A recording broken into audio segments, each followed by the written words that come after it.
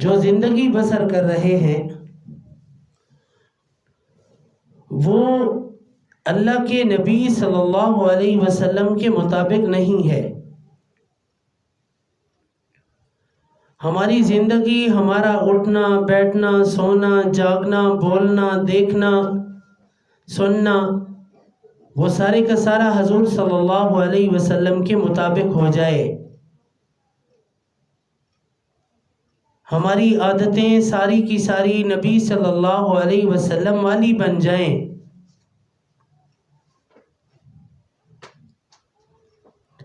پھر انشاءاللہ العزیز اللہ تعالیٰ اپنی عطائے لا محدود کی برسات کرے گا، زمین سے اٹھا کے عرش پہ بٹھائے گا، پھر اللہ سبحانہ و تعالی ہمارے مسائل کو خود حل فرمائے گا، بگڑی کو بنائے گا، ٹوٹی کو جوڑے گا، خراب کو ٹھیک کرے گا، اور جو ہم سے ٹھیک نہیں ہو سکے گا اپنے فضل سے بنائے گا۔ میری محترم ماں اور بہنوں، اللہ تعالیٰ نے فرمایا ما آتاکم الرسول فخذوہ وما نہاکم عنہ فانتہوا، جو تمہیں رسول دے صلی اللہ علیہ وسلم اس کو لے لو، اور جس سے رسول روکے اس سے رک جاؤ۔ رسول صلی اللہ علیہ وسلم نے ہمیں جو کرنے کا حکم دیا وہ کریں گے، اور جس سے انہوں نے روکا اور رکنے کا حکم دیا تو ہم رکیں گے۔ ہم جو کر رہے ہیں وہ اس کے مطابق ہو جائے، میری ساری کی ساری زندگی اللہ کے حکم کے مطابق ہو جائے۔ لا الہ الا اللہ مقصد زندگی، محمد الرسول اللہ طریقہ زندگی۔ مقصد تک وہ پہنچے گا جس کا طریقہ ٹھیک ہوگا، جس کا طریقہ ٹھیک نہیں ہے، جس نے ٹریک غلط استعمال کر لیا ہے، وہ اپنے پرپس تک، اپنے کاز تک نہیں پہنچ سکتا۔ ہمارا راستہ ہے لا الہ الا اللہ۔ تم اپنے کیے کی مکافات کر لو، جو راہیں بھلا دیں انہیں یاد کر لو، طریقے صحابہ پہ آ جاؤ گے تم تو پھر ساری دنیا پہ چھا جاؤ گے تم۔ جب صحابہ کے طریقے پر آ جائیں گے تو پھر ہم ساری دنیا پہ چھا جائیں گے۔ ہماری جو پوزیشن ہے وہ حضور صلی اللہ علیہ وسلم کے مطابق ہے یا نہیں ہے، یہ ہم نے اپنا حساب خود کرنا ہے۔ کیا ہمارے دل میں کسی کے خلاف بغض اور کینہ تو نہیں ہے؟ کیا ہم بہتان لگانے والی تو نہیں ہیں؟ کیا ہم جھوٹ بولنے والی تو نہیں ہیں؟ ان چیزوں کا ہم نے اپنی طرف سے خیال کرنا ہے، اپنا حساب کرنا ہے کہ ہم کن لوگوں میں شامل ہیں۔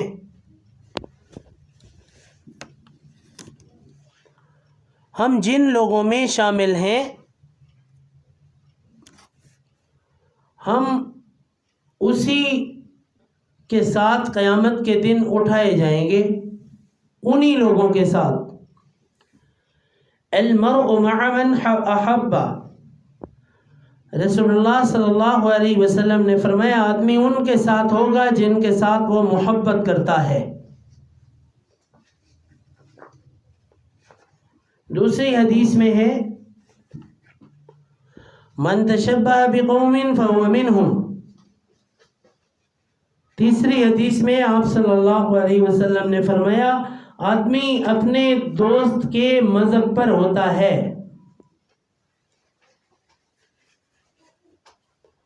اس کا جو خلیل ہوتا ہے وہ اپنے خلیل کے مذہب پر ہوتا ہے۔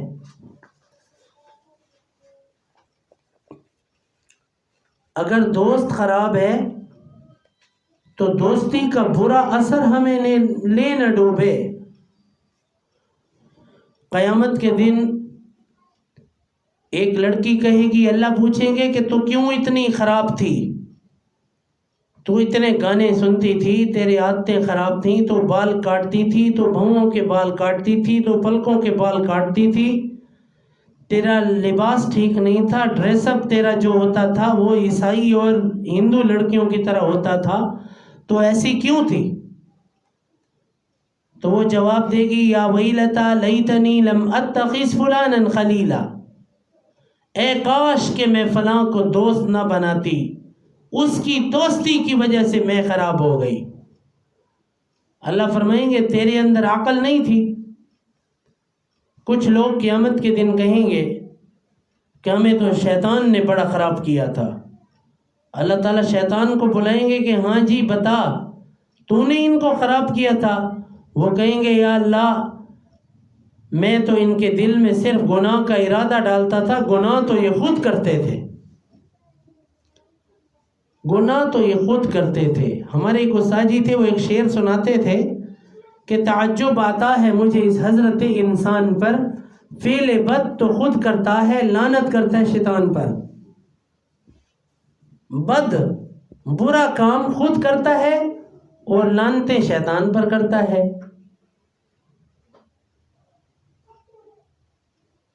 برائی کی طرف خود جاتا ہے اور پھر بعد میں گالیاں دیتا ہے کہ میری اولاد نافرمان ہو گئی، میری اولاد خراب ہو گئی۔ وہ بی بی تو نے اپنی اولاد کو کتنا ٹھیک کیا تھا؟ آپ کی اگر چھوٹی بچی کے ہاتھ میں موبائل ہے اور وہ سنیپ چیٹ استعمال کر رہی ہے، اگر وہ ٹک ٹاک استعمال کر رہی ہے، تو وہ بڑی ہو کر عائشہ صدیقہ نہیں بنے گی۔ وہ فیک فوٹو بنا رہی ہے، وہ تصویریں بنا بنا کے اگر وہ واٹس ایپ پہ ڈال رہی ہے، فیس بک پہ ڈال رہی ہے، تو پھر وہ آپ کا نام روشن نہیں کرے گی، وہ خراب کرے گی۔ چاہے ماں اور باپ عالم کیوں نہ ہوں، وقت کے مفتی اور شیخ الحدیث کیوں نہ ہوں، اگر وہ اپنی اولادوں کو موبائل کے زہر سے نہیں بچائیں گے تو یہ موبائل ان کی زندگیوں کو تباہ و برباد کر دے گا۔ یہ تو زہر ہے۔ بڑے بڑے اکابر علماء میں بڑے قریب سے دیکھ چکا ہوں۔ پاکستان کے بڑے عالم مولانا محمد طارق جمیل صاحب کے پاس موبائل نہیں دیکھا، ان کا ذاتی نمبر ہی نہیں ہے، ساتھ والے موبائل رکھتے ہیں، ان کے ذریعے سے وہ رابطہ کرتے ہیں۔ مفتی تقی عثمانی صاحب ذاتی نمبر نہیں تھا ان کے پاس۔ مفتی ظفر علی خان صاحب رحمۃ اللہ علیہ بہت بڑے مفتی تھے پاکستان کے، کراچی کے، میں ان کے ساتھ رابطہ کرتا تھا مدرسے کے نمبر پر۔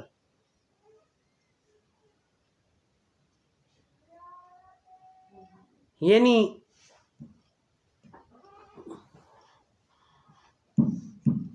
ان کا رابطہ نہیں ہوتا تھا۔ میرے بابا کی کال آئی، انہوں نے کہا کہ موسم سے اللہ تعالیٰ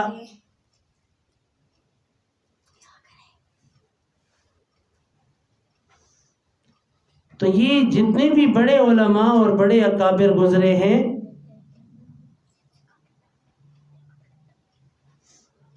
ان کے پاس موبائل نہیں تھے، انہوں نے موبائل استعمال نہیں کیے۔ وہ استعمال ہو بھی صحیح تو ضرورت کے تحت ہو۔ ہمارے جو موبائل استعمال ہو رہے ہیں یہ ہمیں خراب کر رہے ہیں، ہماری اولادوں کی آنکھوں کا ستیہ ناش کر رہے ہیں، ہمارے بچے وقت سے پہلے جوان ہو رہے ہیں، وقت سے پہلے ان کے اندر فطرتاً گناہ کی خواہشیں پیدا ہو رہی ہیں۔ تو اس کی مین وجہ کون سی ہے؟ کارٹونوں کے گندے لباس۔ آپ جو گڑیا خریدتے ہیں نا باہر سے، اس کا بھی گندا لباس ہوتا ہے، اس کے اندر بھی شیاطین کی طرف سے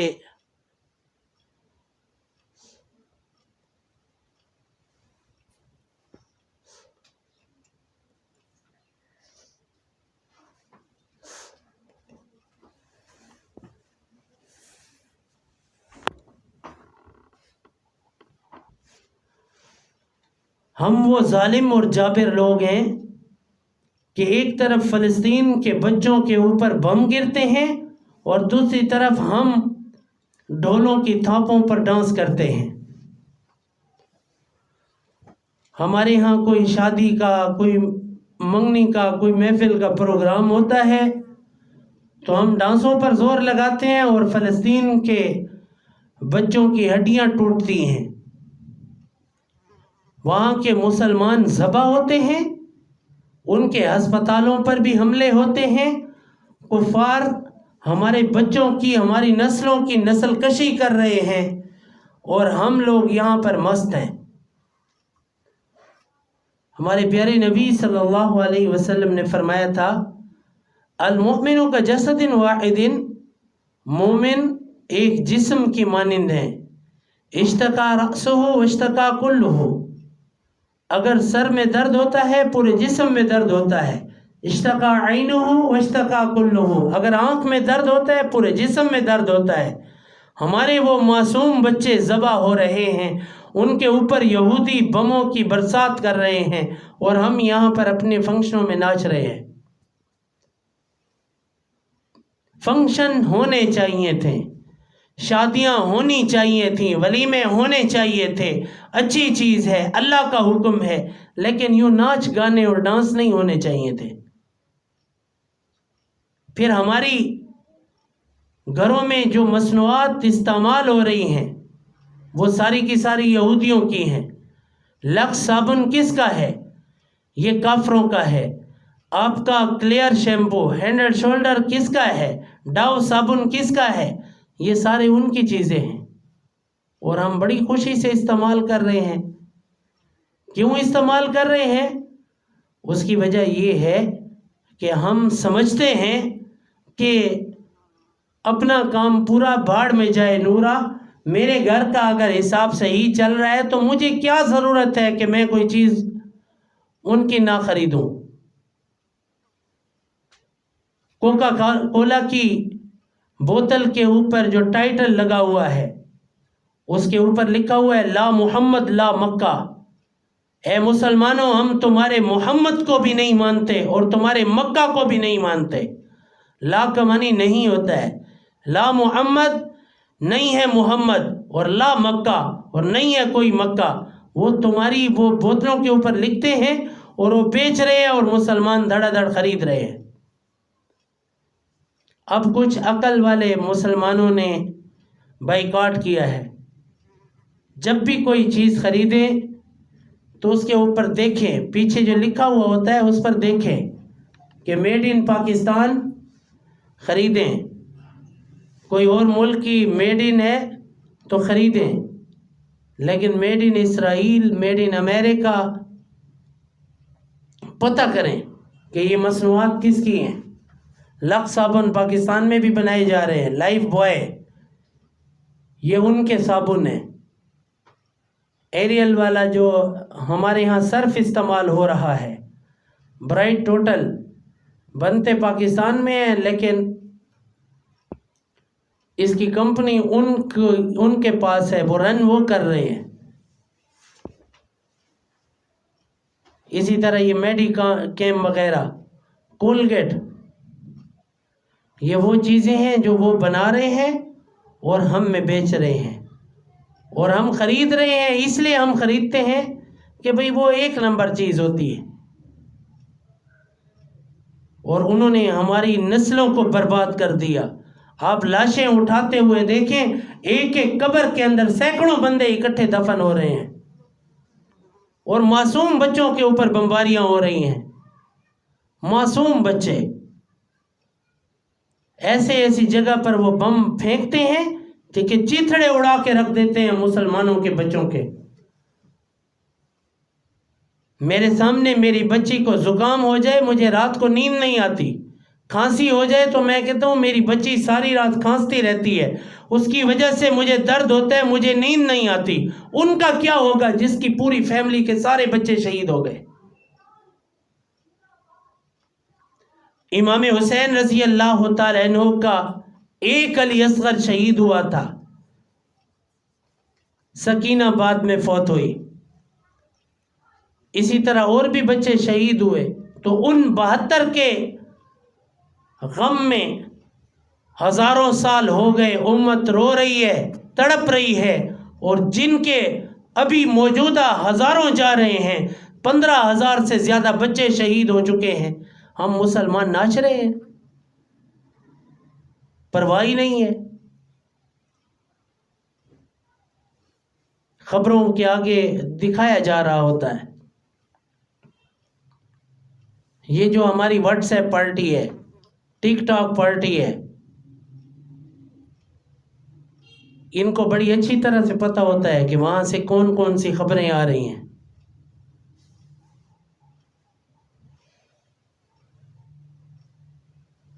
ان کو لیکن بس وہ شیطان نے مصروف اتنا کیا ہوا ہے کہ شیطان سیدھی راہ کی طرف آنے نہیں دیتا. کوشش کریں کہ جب بازار سے کچھ خریدیں تو ان سے کہیں کہ جی یہ یہودیوں عیسائیوں کی چیز نہ ہو. دکاندار سے پہلے بولیں، اگر پھر بھی وہ دیتا ہے تو وہ دھوکے باز ہے. قیامت کے دن اگر اللہ گریبان سے پکڑے کہ بھئی تو یہودیوں کی چیزیں استعمال کرتی تھی، تو عیسائیوں کا سامان استعمال کرتی تھی، تو کہنے ہیں یا ارحم الراحمین مجھے پتہ نہیں تھا، میں نے دکاندار کو کہا تھا. حضور صلی اللہ علیہ وسلم نے فرمایا سوشل بائیکاٹ کرو یہودیوں عیسائیوں کا. خیبر کے موقع پر ایسا بائیکاٹ ہوا کہ ان کے گھٹنے زمین پر لگ گئے.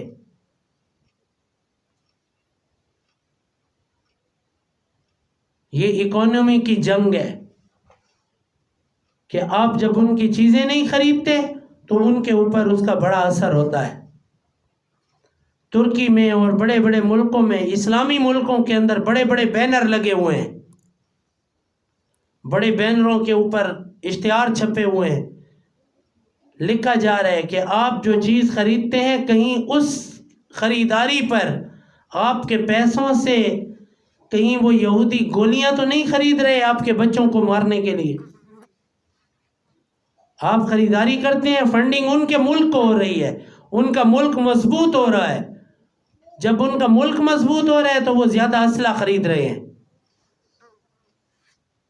اور پھر وہ اسلحہ کہاں پر استعمال کر رہے ہیں؟ معصوم بچوں کے اوپر. کل اسرائیل کے پرانے وزیر اعظم کا بیان آیا ہوا تھا کہ کہا کہ اے فلسطینیوں میں تمہارا ایک بچہ بھی زندہ نہیں چھوڑوں گا. اور ہمارے مسلمان کیا کر رہے ہیں؟ بجائے یہ کہ یہ فلسطین کے لیے دعائیں کرتے، یہ روتے، اللہ سے دعائیں مانگتے، یہ بیچارے اپنی چھوٹی چھوٹی خوشیوں پر ناچ رہے ہیں. کیونکہ وہ تو اتھا تھی نہ پی ہے نا، وہ تو اسرائیل میں جنگ ہو رہی ہے، جنگ تو فلسطین میں ہو رہی ہے. ارے ظالمو، یہ فلسطین کی زمین تمہارے اللہ نے قرآن میں فرمایا تھا ارض المقدسۃ التی کتب اللہ لکم، کہ اسرائیل کی یہ جو زمین ہے وہ ان کی نہیں ہے، یہ بیت المقدس کی زمین تھی، یہ فلسطینیوں کی زمین تھی. انہوں نے اس کے اوپر قبضہ کر کر کے ایک شہر، ایک صوبہ تھا غزہ، اس نے غزہ میں پورے مسلمانوں کو بند کر دیا، باقی پوری کی پوری جو ریاست تھی اس پر قبضہ کر لیا. اور ہم مسلمان کیا کر رہے ہیں؟ ہمیں فکر ہے اپنی گھروں کی. عورت کو فکر ہے کہ میرا سوٹ نیا آ جائے، کسی کو فکر ہے اپنا مکان بنانے کی، ان بیچاروں کو فکر ہے کہ ہمارے بچوں کو کھانا مل جائے. کل میڈیا کے اوپر ایک 3-4 سالہ بچہ دکھا رہے تھے، خبروں میں بتایا گیا کہ وہ زاروں قطار، چھوٹی بہن بھی بیٹھی ہوئی تھی، زاروں قطار رو رہے تھے کہ ہم نے 3 دن سے ایک نوالا نہیں کھایا. مسلمانوں کو اپیل کر رہے تھے، اے پاکستان کے مسلمانوں، اے ڈیرہ اسماعیل خان والوں، ہمیں کچھ دو. ہم کیا کر رہے ہیں؟ کیا ہم میں سے کبھی کسی نے کہا ہے کبھی 100 روپیہ دیا ہو اپنے بیٹے کو یا اپنے گھر والوں کو کہ یہ فلسطین کے لیے میری طرف سے جمع کروا دیں؟ دارالعلوم کراچی والے مولانا طارق جمیل صاحب کی طرف سے ٹرسٹ ہے جو پیسہ جمع کر رہے ہیں اور بھیجوا رہے ہیں وہاں پر. فلسطین امداد جا رہی ہے پاکستان سے. ہم میں سے کون کون دے رہا ہے؟ ہم لڑنے تو نہیں جا سکتے لیکن مسلح تو ہمارے پاس ہیں نا. ہم میں سے کون کون مسلحوں پر بیٹھ کر فلسطین کے بچوں کے لیے دعا کرتا ہے؟ ہم کتنا ان کے لیے ذکر کرتے ہیں. ہماری ایک چھوٹی سی بچی بیمار ہے، بانجی بیمار ہے. میں آج صبح کی نماز کے بعد مجھے نیند آ رہی تھی لیکن میں وہ سورۃ تغابن میں نے 2 دفعہ پڑھی. نیند آ رہی تھی لیکن میں نے زبردستی وہ 2 دفعہ سورۃ التغابن پڑھی. کیوں؟ میری بھانجی ہے، میرا خون ہے، مجھے تکلیف ہے، مجھے درد ہے، میں اس لیے پڑھتا ہوں. اگر ہم ان فلسطینی بچیوں کا، ان کے بچوں کا اگر ہم اللہ کے ساتھ رابطہ کریں گے، دعائیں مانگیں گے ان کے لیے، وظیفے پڑھیں گے، امید ہے کہ اللہ سبحانہ و تعالی ان کے لیے بھی ہماری دعائیں قبول فرمائیں گے. ابراہیم علیہ السلام آگ میں جل رہے تھے تو ایک چڑیا نے اپنی چونچ میں تھوڑا سا پانی بھر لیا اور اڑتی ہوئی آئی آگ کے اوپر ڈالنے کے لیے. تو اس چڑیا سے کسی نے پوچھا کہ اللہ کی بندی تیرے ایک قطرے سے کیا یہ آگ بجھے گی؟ تو اس نے کہا یہ تو مجھے بھی پتا ہے کہ میری چونچ میں جو ایک قطرہ پانی کا ہے اس سے میں ابراہیم کو نہیں بچا سکتی، لیکن میں اس لیے یہ قطرہ اس آگ پر پھینک رہی ہوں کہ ابراہیم کو بچانے والوں میں میرا نام آ جائے.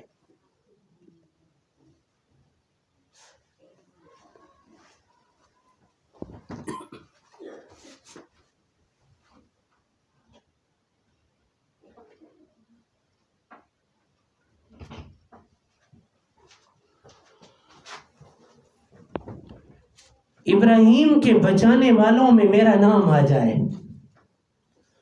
یوسف علیہ السلام بازار میں بک رہے تھے، سودا لگ رہا تھا، تو ایک بڑھیا بھی کچھ تھوڑے سے پیسے لے کر نا حضرت یوسف علیہ السلام کو خریدنے کے لیے گئی.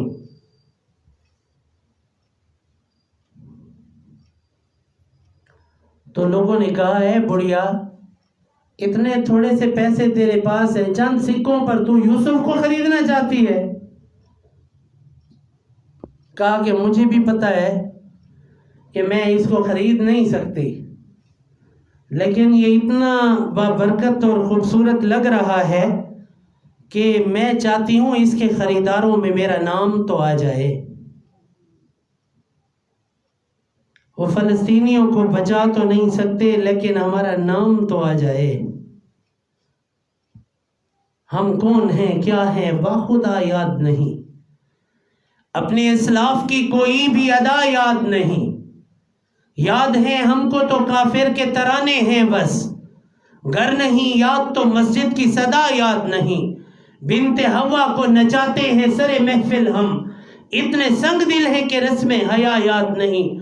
آج اپنی ذلت کا سبب یہی ہے شاید، سب کچھ ہے یاد مگر صرف خدا یاد نہیں. ہمیں سب کچھ یاد ہے مگر صرف اللہ یاد نہیں ہے. اللہ فرماتے ہیں من کسب سیئۃ فمن نفسک، تم پر جو مصیبت آتی ہے وہ تمہارے اعمال کے بدلے میں ہوتی ہے. تو جب ہمارے اعمال برے ہوں گے تو کیا ہماری بیٹیاں اللہ کی پکڑ میں نہیں ہوں گی؟ ہماری اولادوں پر سختی نہیں آئے گی، ہم پر سختی نہیں آئے گی، بیماریاں نہیں آئیں گی. تو یہ ہمارا سارا کیا دھرا ہے، ہم جو کرتے ہیں وہ ہمیں دوبارہ ملتا ہے. ثم یجزاہ الجزاء الاوفی. آج میں فلسطین کے پیچھے، فلسطین کے بچوں کو تکلیف ہو رہی ہے اور میرے گھر میں ناچ گانے کا پروگرام ہے. کل میرے گھر میں خدا نخواستہ ایسے نہ ہو کہ میرے گھر میں کوئی میت پڑی ہوئی ہو اور کوئی اور ناچ رہا ہو. ہمیں کتنی تکلیف ہوگی. پوری دنیا کے مسلمان اگر اکٹھے ہو کر اجتماعی توبہ کریں، ہم میں سے ہر فرد اگر توبہ کے لیے اٹھے اور توبہ کر لے تو انشاءاللہ العزیز اللہ اپنی خفگی کو دور فرمائیں گے. لیکن توبہ تو کریں، توبہ تو ضروری ہے نا. ہم پر جو مصیبت آتی ہے ہمیں دیکھنا چاہیے کہ کہیں میں نے کوئی ایسا گناہ تو نہیں کیا جس کی وجہ سے میرے اوپر مصیبت آئی. کہیں میں کسی کی شادی میں ناچی تو نہیں ہوں. ناچنا اتنا گندا فعل ہے، اتنا برا فعل ہے کہ جس کے پیچھے اللہ سبحانہ و تعالیٰ فوراً مصیبت بھیجتے ہیں. میں آپ کو دعوے سے کہہ رہا ہوں، جتنی ناچنے والی عورتیں ہیں آپ ساروں کے گھروں میں ریفرنڈم کر لیں، جو ناچ کے آتی ہے نا اللہ تعالیٰ اس کو تکلیف ضرور دیتے ہیں. کل امتی معافا الا المجاہرین. اللہ فرماتے ہیں، اللہ کے نبی فرماتے ہیں